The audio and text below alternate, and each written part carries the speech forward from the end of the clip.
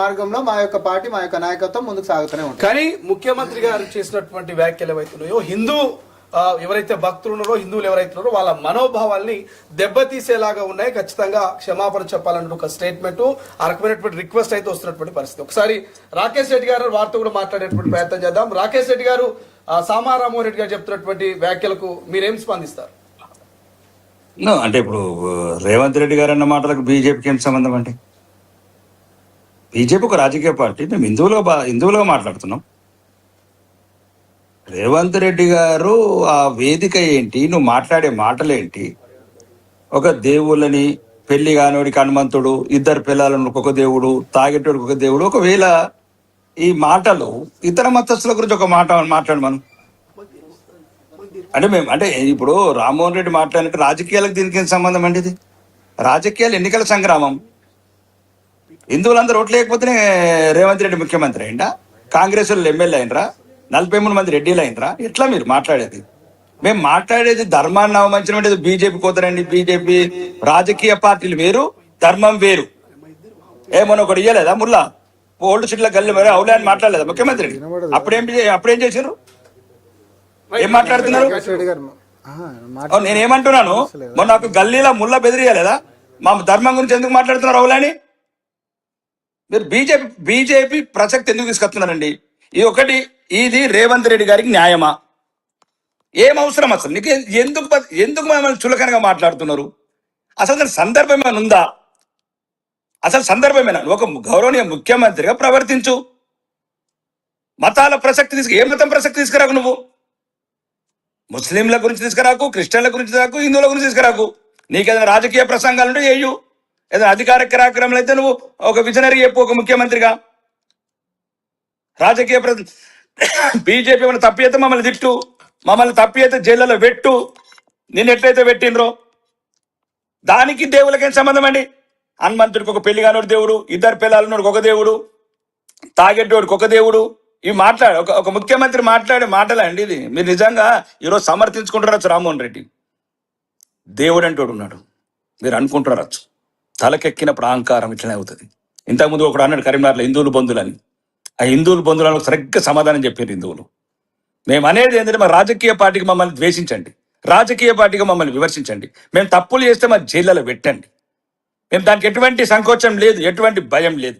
రాజకీయ వేదిక వేరు, రాజకీయ లక్ష్యాలు వేరు. మేము ప్రతిదానికి బీజేపీ వంకాయ బెండకాయ మాట్లాడతారు. మా ధర్మం గురించి ఎందుకు మాట్లాడతాడు? దానికి సంబంధం చెప్పరేందని. మరి దమ్ముంటే వేరే మతం గురించి మాట్లాడు. అదే వేదిక మీద మా ముస్లింస్ గురించి మాట్లాడు, చూద్దాం ఏమవుతుందో. మేమనేది దయచేసి ఒక రాజకీయ నాయకుడుగా, ఒక గౌరవనీయ రాష్ట్ర ముఖ్యమంత్రిగా 4 కోట్ల మందికి ఒక గౌరవనీయ పోస్ట్ ఉన్న వాళ్ళు మీరు కొంత గౌరవంగా వెళ్ళాలి. ఏమైతుంది? ఈరోజు అగ్గి పెట్టేస్తుండ్రు ఓల్డ్ సిటీలో. ఒకవేళ వాళ్ళు మాట్లాడితే ముఖ్యమంత్రి గద్దె సాయంత్రం లోపల దిగిపోతుండే, రాహుల్ గాంధీకి వెళ్ళి టెలిగ్రామ్ కొడితే. మేమేమంటున్నాము? హిందువులం ఏమంటున్నాం? అసలు మాకు బుద్ధి లేదు. మా ధర్మాన్ని ఎవరు గౌరవిస్తాడో, మేము చేసే తప్పంతా మేము ఓట్లు వేసేటప్పుడే మారిపోతున్నాం. మేము ఓట్లు సరిగ్గా ఎత్తే బరాబర్ అవుతుంది. నిన్ననేమో కూడా మహారాష్ట్రలో అంటాడు, మా సమయం రాని గల్లీలు కూడా సరిపోతుంది, హిందువులు పారిపోతుంది అంటాడు. ఒకడేమో కృష్ణుడు గోపి. ఇదంతా ఎక్కడికి వెళ్ళొస్తుందండి మీకు ఇంత దమ్ము? మీరు బీజేపీని 100 విమర్శించండి, ఏం అభ్యంతరం లేదు. మమ్మల్ని మొత్తం విమర్శించండి, తప్పు చేస్తే మమ్మల్ని జైల్లో వేయండి. మీరు మా దేవుళ్ళని మాట్లాడతారు, ఇంకా మళ్ళీ ఉంటుంది దానికి ఏదో ఏది పేడ్ ఆర్టిస్టులతో రివ్యూలు పెట్టించుకుంటారా? రానున్న రోజులల్లా బాగా తీవ్రంగా ఉంటది. ఇప్పుడు ఇట్లానే 21 రాష్ట్రాలల్లో ఇట్లా అవమానించి హిందువులని ఏ రకంగా రాజకీయ కార్యక్రమాలు ఇట్లా మీరు ఈ బీజేపీని పెంచిపోసేది మీరు. మీ అవమానాలు తట్టుకోలేకని ఈ భారతీయ జనతా పార్టీని కోరుకుంటున్న ప్రజలు. నేను రాజకీయాల గురించి బీజేపీ గురించి మాట్లాడా. మేము తప్పు అయితే మమ్మల్ని తిట్టండి, మేమైనా విధాన నిర్ణయాలు తప్పైతే తిట్టండి రాజకీయ పార్టీగా. దానికి దీనికే సంబంధం అండి? ఒక రాజకీయ ముఖ్యమంత్రి గారు జూబిలీస్ ఎంత దిగజారి మాట్లాడినావు. కాంగ్రెస్ అంటేనే ముస్లిం, కాంగ్రెస్ ఉంటే నిశ్చిత అంటే ఏమన్నాడు ఆయన ముల్లా? అరే అవులా ఏం మాట్లాడుతున్నావు అనలేదా? ఏం చేశారు కాంగ్రెస్ వాళ్ళు? ఒక రాష్ట్ర ముఖ్యమంత్రిని ఆ రకంగా అవమానిస్తే మండిపోతున్నది మాకు. రాకేష్ మా రెడ్డి రాష్ట్ర గారు ముఖ్యమంత్రి ఓకే నువ్వు రేవంత్ రెడ్డి అయితే వేరు ముఖ్యమంత్రి రేవంత్ రెడ్డి రాజీనామా చేసిన చేసి వ్యాఖ్యలకు రెండింటికి సంబంధం ఉందంటారా? నువ్వు జూబ్లీస్ మాట్లాడేది అదే కదా. జూబ్లీస్కి ఎందుకు లింక్ పెడుతున్నావు? జూబ్లీస్కి సంబంధం ఏంది? జూబ్లీకి సంబంధం ఏంది? మునుగోడుకు సంబంధం ఏంది? హుజరాబాద్ సంబంధం ఏంది? అన్ని రాజకీయాలు వేరే. 3,000 ఓట్లు వచ్చినాయి. మరి 3,000 ఓట్లు వచ్చిన పార్టీ అధికారంలోకి ఎట్లా వచ్చింది?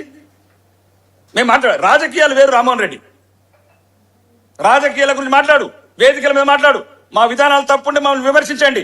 మేము ఏమైనా అక్రమాలు చేస్తే మమ్మల్ని జైలేయండి. మా దేవుళ్ళని ఎందుకు విమర్శిస్తారు?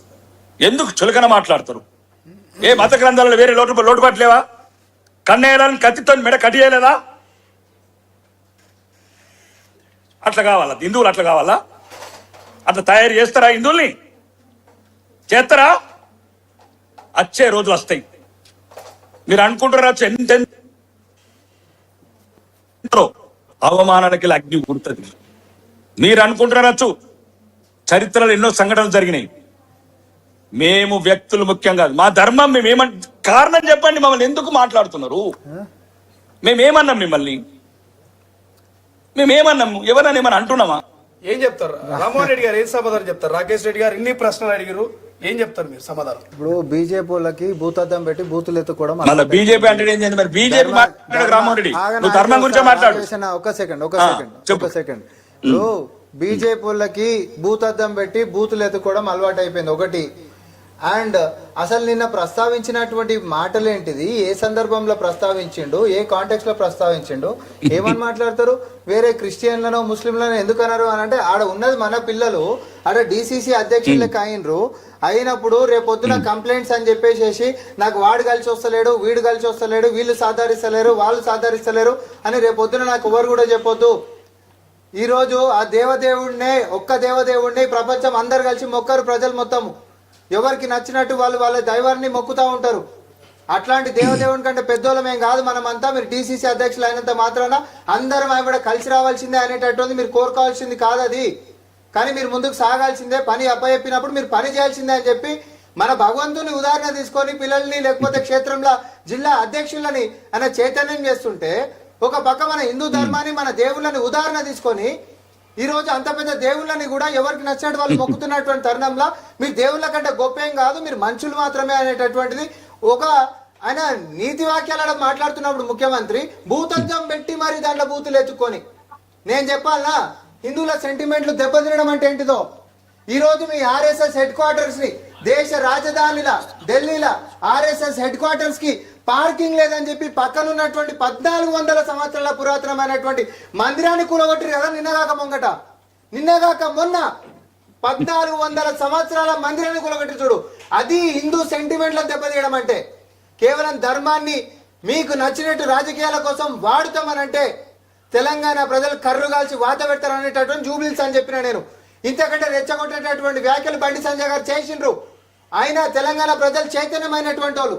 మీరు ఇతర రాష్ట్రాలలో మీరు నడిచినాయేమో, మతాల మీద రాజకీయాలు నడిచినాయేమో, కానీ మతం అనేటటువంటి అంశంలో ధర్మ మార్గంలో నడుస్తున్నటువంటి పాలనకి, ధర్మాన్ని పాటిస్తున్నటువంటి నాయకుడు వెనకాల ప్రజలు ఉంటారు అనేటటువంటిది ముఖ్యమంత్రి గారు రేవంత్ రెడ్డి గారు వెనకాల 4 కోట్ల మంది తెలంగాణ ప్రజలు ఉన్నారు అనే సంగతి కూడా మీరు రాకేష్ రెడ్డి గారు మీరు కూడా మర్చిపోద్దంటున్నా నేను.